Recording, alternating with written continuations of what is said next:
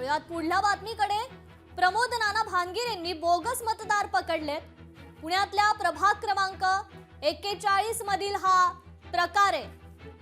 खरं तर सकाळपासूनच दुबार मतदार, बोगस मतदार यांच्या बातम्या समोर येत आहेत आणि आता पुण्यात देखील असाच प्रकार घडलाय.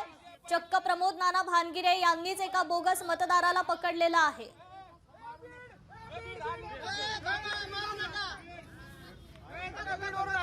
बीड वरून आला, बीड बीड हे बघा.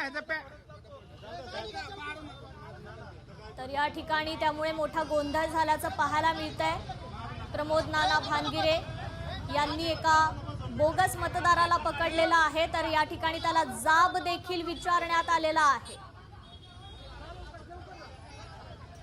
हा व्हिडिओ त्याचा समोर आलाय.